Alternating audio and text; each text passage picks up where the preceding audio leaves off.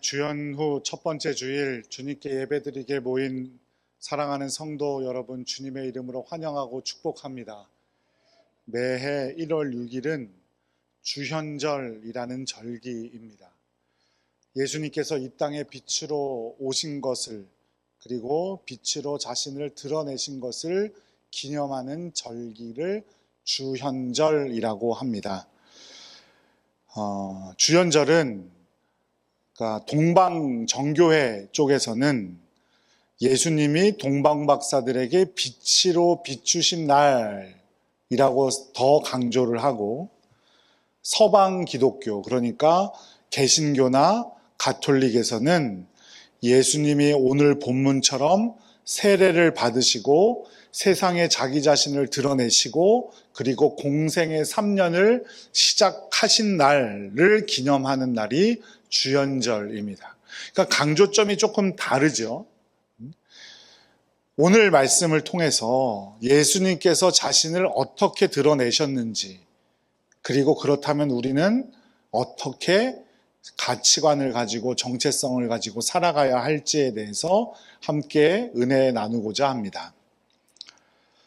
한 농부가 산길을 가다가 새에 알을 하나 주었어요.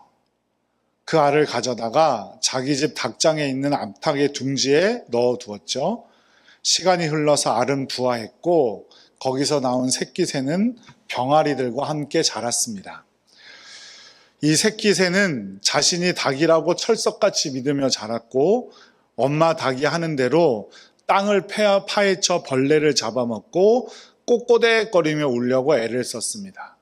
그리고 날개를 푸덕여 봐야 고작 닭장의 울타리 정도 오르는 것이 전부였습니다. 그런데 세월이 흘러감에 따라 이 새는 뭔가 다르다는 것이 보여지기 시작했어요. 암탉보다 더 커지기 시작했고, 암탉은 분명 하얀색이었는데 이 새는 검정새가 되었습니다. 그러던 어느 날 하늘을 올려다 보니까 엄청난 위험을 지닌 새가 유유히 창공을 비행하고 있는 게 보이는 거예요. 그래서 이 새끼새가, 이제 새끼새는 아니고 이제 좀 큰 새가 엄마한테 물었죠. 엄마, 저 새는 누구입니까? 그랬더니 암탉이 이렇게 말하는 거예요. 엄마 닭이, 저분은 새들의 왕 독수리야. 우리는 저분이 될 것을 꿈도 꾸지 말아야 돼. 우리는 땅에 사는 닭일 뿐이야.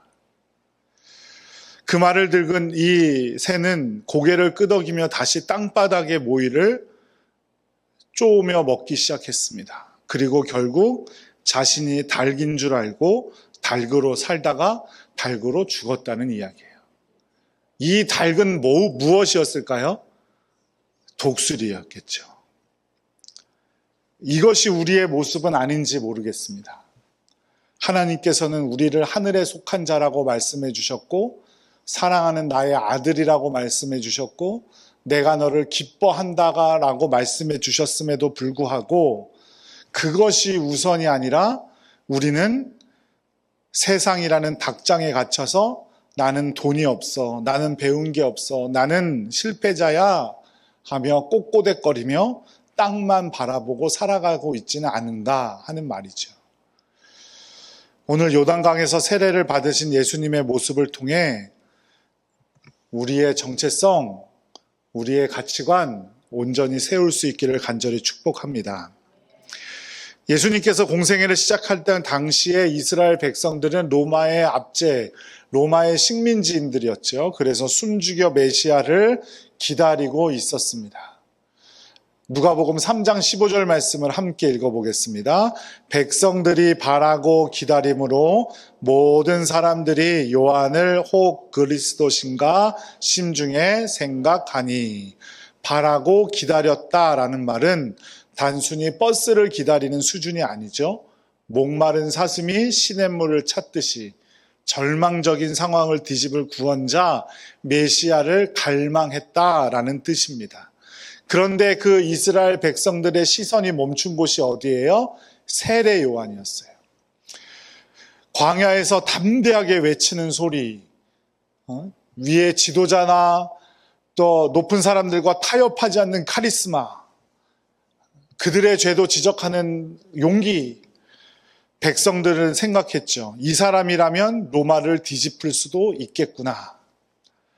하지만 사랑하는 여러분, 우리가 간절히 원한다고 해서 눈에 보이는 것이 다 진실은 아닙니다. 사람들은 세례 요한을 보며 흥분했습니다. 자신들이 가지고 있던 그 강력한 지도자로서의 이미지와 딱 맞아 떨어졌기 때문이에요. 자신들의 욕망으로 세례 요한을 바라본 것이죠. 저 사람이라면 우리를 배부르게 해주겠지? 저 사람이라면 우리를 해방시켜 주겠지? 하지만 요한은 그렇게 생각하지 않았습니다. 3장 16절 누가복음 함께 읽겠습니다. 요한이 모든 사람에게 대답하여 이르되 나는 물로 너희에게 세례를 베풀거니와 나보다 능력이 많으시니가 오시나니 나는 그의 신발끈을 풀기도 감당하지 못하겠노라. 그는 성령과 불로 너희에게 세례를 베푸실 것이요. 요한은 자신이 주인공이 아니라는 사실을 분명히 알고 있었습니다. 그리고 후에 예수님이 직접 오셨을 때 이 사람들은 예수님을 알아보지 못했죠. 왜냐하면 예수님은 목수의 아들이었고 갈릴리 촌사람이었고 흠모할 만한 것이 없는 평범한 청년의 모습이었기 때문입니다. 어찌나 예수님을 무시했던지 나사렛에서 무슨 선한 것이 나겠느냐며 무시하기까지 했습니다. 자신들이 가지고 있던 자신들의 지도자의 상과 예수님의 모습이 전혀 달랐기 때문이에요. 우리도 마찬가지입니다. 우리는 어떤 예수님을 상상하고 이 자리에 여러분 예배하러 오셨습니까? 동전을 넣고 소원을 빌면 들어주는 자판기와 같은 우리 주님입니까? 아니면 램프를 정성스럽게 만지면 펑 하고 나타나서 소원을 들어주는 알라딘의 요술 램프 요정 지니와 같은 예수님입니까? 만약 그런 기대를 하고 있다면 우리는 진짜 예수님을 만나도 당신은 내가 찾던 분이 아닙니다 라며 예수님을 떠나버릴 수 있습니다. 우리가 가지고 있는 예수에 대한 모습, 우리가 가지고 있는 예수님에 대한 모습은 사라져야 하고 오직 말씀에서 기록되어 있는 대로 진짜 예수님을 만나는 여러분들 되시기를 간절히 축복합니다. 우리의 신앙은 내 마음대로 하는 것이 아닙니다. 내 만족을 이루기 위해서 하는 것도 아니죠. 예수님의 모습도 내 마음대로 결정해놓고 내 마음과 맞지 않으면 예수님을 거절하고 이래서는 안 된다는 겁니다. 우리가 배고프다고 아무거나 집어먹지 않죠? 아무거나 막 드세요? 배고프다고? 그렇지 않죠. 우리의 영적인 양식은 오직 말씀이어야 합니다. 말씀을 영적 양식으로 삼는다는 것은 하나님을 기준으로 신앙생활을 한다는 것이죠. 우리 믿음의 기준은 내가 아니라 하나님이셔야 한다는 사실을 꼭 기억하시기 바랍니다.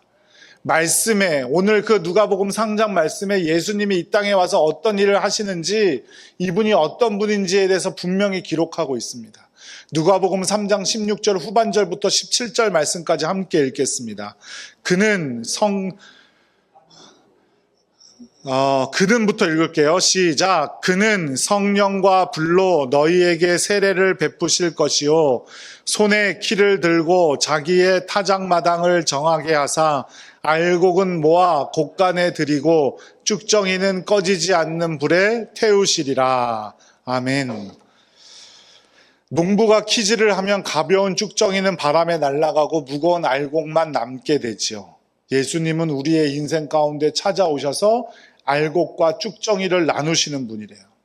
타작마당의 주인이신 분이에요. 우리의 모든 것이 하나님께 달려 있다는 말입니다. 그리고 예수님은 성령과 불로 세례를 주신대요. 불은 태우는 성질이 있죠. 불은 태워서 모든 것을 없애버리기도 하지만 태워서 깨끗하게 하시기도 합니다. 사랑하는 여러분, 하나님께서 우리의 인생에 때로는 고난이라는 불, 시련이라는 불을 주시는 이유가 무엇입니까?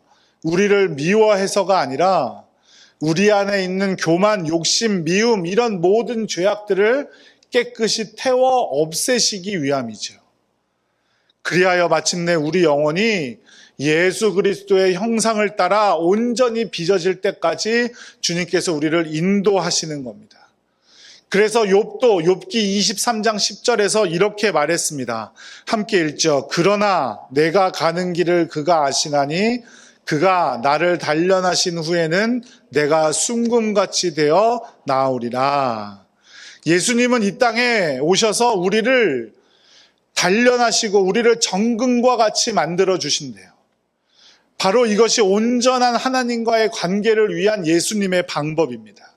우리 안에 죄의 어떤 찌꺼기도 남아있지 않도록 하나님과 온전한 관계를 이룰 수 있도록 우리의 죄를 용서해 주시고 우리의 죄를 불로 태워 우리를 정결한 자가 되게 해 주신다는 거예요. 그런데 사람들은 어떻게 생각했다고요? 로마 제국의 압제에서 자신들을 물리쳐줄 장군을 생각하고 있었던 거예요.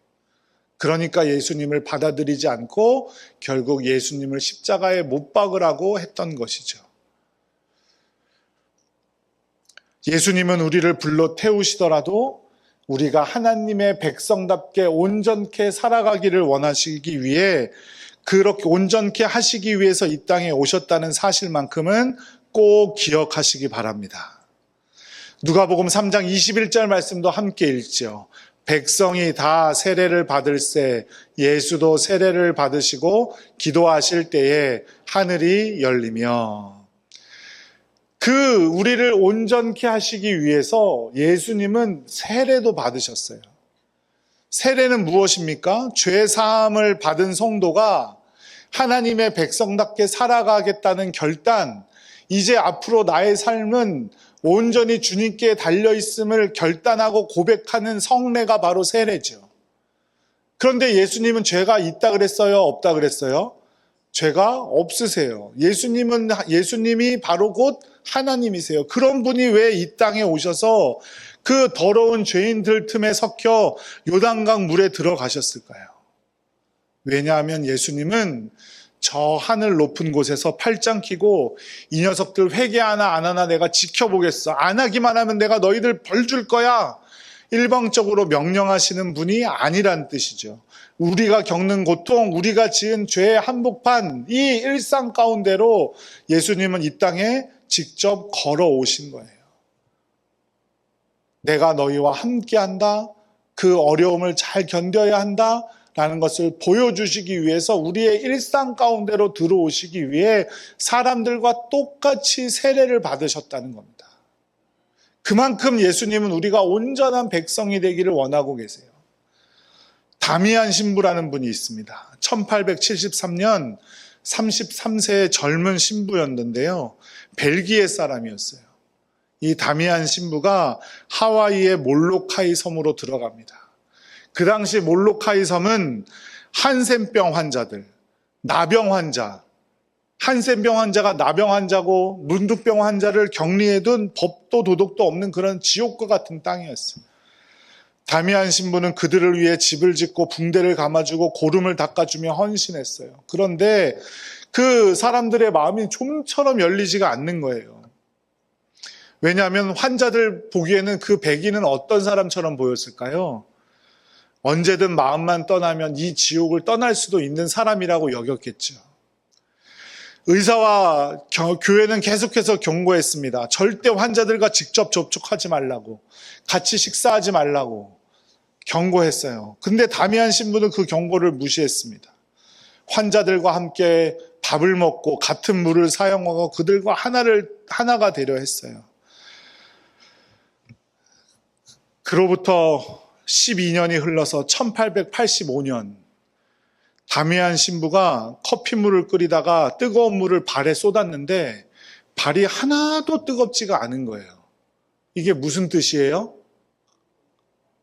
병이 옮았다는 소리예요. 한센병이 걸렸다는 소리예요. 보통 사람이라면 절망했을 그 순간에 다미안 신부는 오히려 감사 기도를 드렸습니다. 그리고 주일 미사에서 그는 이 설교에서 처음 이렇게 시작해요. 사랑하는 동료 나 환자 여러분. 이 한마디가 섬 전체를 울렸어요. 그가 완전히 그들과 같아졌을 때 그 환자들이 비로소 그 신부를 믿고 예수 그리스도의 사랑을 받아들였다는 거예요. 여러분, 예수님의 세례가 바로 이와 같은 겁니다. 위에 하늘 위에서 여러분에게 명령하시고 복종하시는 분이 아니라 우리와 함께 하시는 분이라는 걸 보여주시기 위해 예수님은 필요 없는데도 불구하고 손수 그 물에 들어가 세례를 받으신 겁니다. 나의 동료들이여 말씀하고 계신 거예요. 이게 우리를 구원하시는 하나님의 방식이에요. 그리고 21절 말씀에 보면 세례 받으시고 올라오실 때 무엇을 하셨냐고 기록하고 있냐면 기도하실 때라고 기록하고 있어요. 기도하실 때 하늘이 열렸습니다. 기도는 하나님과 온전한 관계를 증명하는 일입니다. 내가 온전한 하나님의 자녀라면 기도합니다. 내가 온전한 하나님의 자녀란 믿음이 없기 때문에 기도하지 않는 거예요. 내 삶이 어렵고 힘들 때는 물론이고 주님과 온전한 관계를 위해 기도해야 합니다. 예수님도 기도하셨는데 우리는 뭔가 내가 노력하기만 하면 될 것처럼 이 땅을 살아갑니다. 내가 노력하기만 하면 될 것처럼 이 땅을 살아가요. 예수님도 사역을 앞두고 기도하셨고 사람들 위해 똑같이 세례를 받으셨듯이 우리도 예수님과 같이 기도해야 됩니다. 무슨 일의 시작을 앞두고 기도해야 되고 어려운 일 당할 때는 물론이고 하나님과의 온전한 관계를 맺기 위해 기도해야 돼요. 그렇게 기도하실 때 하늘이 열리고 성령이 비둘기같이 임하며 하늘의 음성이 들립니다. 누가복음 3장 22절 말씀 함께 읽겠습니다. 성령이 비둘기 같은 형체로 그의 위에 강림하시더니 하늘로부터 소리가 나기를 너는 내 사랑하는 아들이라 내가 너를 기뻐하노라 하시니라. 현대인들은 내가 무엇을 이루었는가, 남이 나를 어떻게 평가하는가, 어떤 차를 타고 다니는가, 어떤 집에 살아가는가, 어떤 음식을 먹으며 지내는가로 자신의 가치를 증명하려고 합니다. 하지만 우리의 진정한 정체성은 세상의 평판이 아니라 하나님의 음성에 달려있다는 사실을 꼭 믿으시기 바랍니다. 이게 유명한 영성가인 헨리 나우엔이 한 말이에요. 우리의 진정한 정체성은 세상의 평판이 아니라 하나님의 음성, 즉 너는 내 사랑하는 자라는 사실에 있다. 하나님이 나를 뭐라고 불러주시는지, 사랑하는 아들아, 내가 너를 기뻐한다 라고 불러주시는지, 아니면 너는 왜 아직도 정신을 못 차리고 있냐 불러주시는지에 우리의 진정한 정체성과 가치가 달려있다는 겁니다. 미국의 어린이 방송의 전설적인 진행자인 프레드 로저스라는 분이 있어요. 아이들에게 미스터 로저스라고 불리우는 분이에요. 우리나라로 따지면 마치 뽀미 언니와 같은 사람이에요. 1997년 그가 평생 공로상을 받기 위해 시상식 무대에 올랐습니다. 헐리우드 스타들이 가득 찬 자리에서 그가 수상소감을 이렇게 말해요. 여기 계신 모든 분들께 부탁 하나를 드리고자 합니다. 딱 10초만 시간을 내어서 여러분을 지금의 모습으로 성장할 수 있도록 도와준 분들, 여러분을 존재 그 자체로 사랑해 주었던 특별한 분들을 생각해 보면 좋겠습니다. 제가 숫자를 세기 시작하겠습니다. 그러면서 그가 10부터 셉니다. 10, 9, 8. 화려하고 시끌벅적했던 시상식장은 순식간에 고요해졌습니다. 그 10초가 흐르는 동안 그 유명하고 화려한 배우들과 스타들의 눈에서 눈물이 흘러내리기 시작했습니다. 그들은 그들 옆에 있는 화려한 사람들 생각하지 않았어요. 자신을 조건 없이 사랑해 주었던 어머니, 선생님 혹은 이웃, 교회학교 선생님, 목사님 떠오르면서 자신의 진정한 가치를 생각하기 시작했습니다. 오늘 세례 받으시는 여러분에게 예수님께서 여러분에게 묻는 메시지가 바로 이겁니다. 너는 무엇으로 너의 삶을 평가하고 살아가느냐? 너는 정말 너는 내 사랑하는 아들이다, 내가 너로 기뻐한다는 말로 그 말을 위해 살아가느냐? 아니면 연봉은 얼마고 어느 대학 나왔고 어느 차 타고 어느 집에 살아가느냐, 이런 것들로 너의 가치를 정하며 살아가고 있느냐? 너는 내 사랑하는 아들이다, 너는 내 사랑하는 딸이다, 그것이면 족하다, 그것이면 충분하다.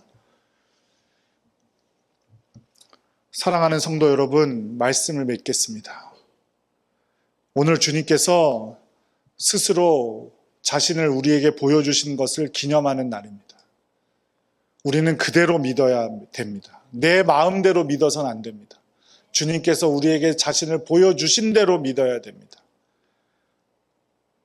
그리고 예수님은 이 땅에 우리를 온전케 하기 위해서 오셨다는 사실을 꼭 기억하시기 바랍니다. 그리고 우리가 온전한 주님의 자녀로 살아가고 있는지를 점검해 볼 수 있는 귀한 도구는 바로 기도입니다. 여러분들 평소에 얼마나 기도하고 살아가십니까? 얼마나 내 삶을 주님께 맡기며 살아가고 계십니까? 얼마나 하나님의 음성에 귀 기울이며 내 생각과 내 판단이 아니라 주님의 뜻과 맞게 살아가려고 노력하고 계십니까? 주님께서는 우리와 온전한 관계를 이루시고 너는 내 사랑하는 아들이다, 사랑하는 딸이다, 내가 너를 기뻐한다라고 말씀해 주심을 꼭 기억하시기 바랍니다. 그것이 우리의 가치가 되는 겁니다. 다른 것이 아니라 그것으로 하나님을 기뻐하고 하나님께 영광 돌리는 삶을 살아가는 여러분들 되시기를 간절히 축복합니다. 2026년 한 해 열린 하늘의 소리, 너는 내 사랑하는 아들이다, 너는 내가 너를 기뻐한다라는 그 말씀으로 위로받고 그 말씀으로 담대히 이 땅을 살아가는 복된 성도님들 되시기를 간절히 축복합니다.